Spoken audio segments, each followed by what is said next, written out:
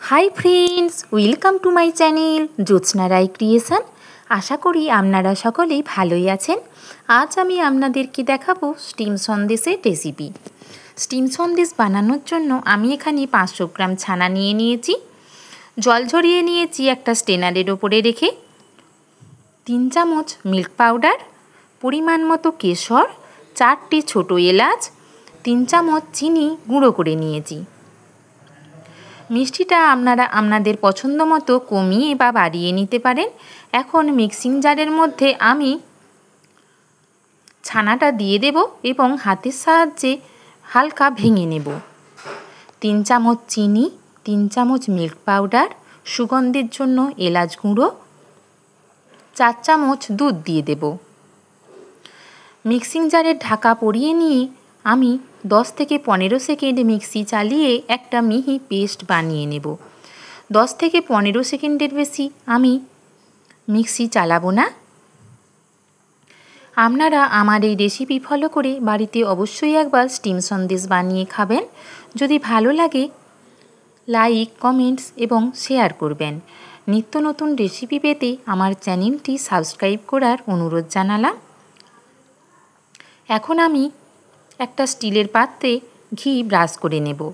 আপনারা স্টিলের কোনো কৌটো ব্যবহার করতে পারেন বা কেক বানানোর পাত্রতেও এই স্টিম সন্দেশ বানাতে পারেন। পেস্ট করে রাখা ছানা আমি এখন দিয়ে দেব। একটা চামচের সাহায্যে ওপরটা সমান করে নিয়ে কেশরটা ছড়িয়ে দেব। কড়াইতে একটা স্ট্যান্ড বসিয়ে নেব আর পরিমাণ মতো জল দিয়ে দেব। জলটা যাতে স্ট্যান্ডের ওপরে যাতে কোনোভাবেই না যায় সেদিকে লক্ষ্য রাখতে হবে। জলটা গরম হয়ে আসলে আমি স্টিলের পাত্রটি স্ট্যান্ডের ওপরে বসিয়ে দেব। একটা প্লেট ঢাকা দিয়ে দেব। জলের বাষ্প যাতে বেরিয়ে যেতে না পারে সেই জন্য কড়াইয়ে তার উপরে আরও একটি ঢাকা দিয়ে দেব। গ্যাসের ফ্লেম লোতে রেখে আমি 20 থেকে 25 মিনিট ফুটিয়ে নেব। 25 মিনিট পরে আমি ঢাকা খুলে একটা কাঠি সন্দেশের মধ্যে ঢুকিয়ে দেখে নেব কাঠিটা পরিষ্কার আসছে কিনা। যদি কাঠিটা পরিষ্কার আসে তাহলে আমার সন্দেশ একদম তৈরি।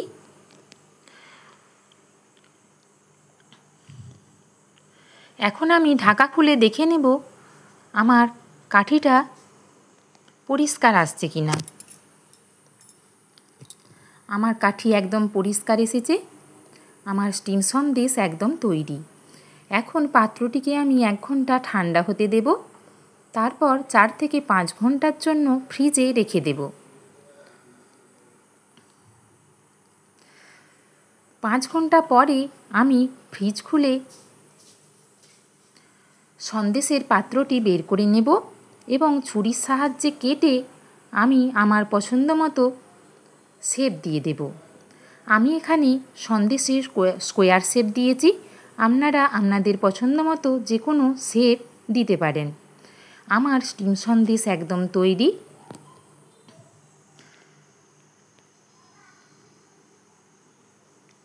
এখন আমি একটি পাত্রে এই স্টিম সন্দেশ সার্ভ করব।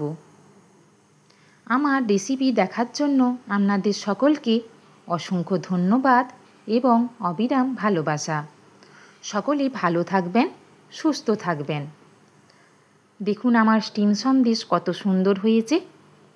এটা খেতেও অসাধারণ হয়।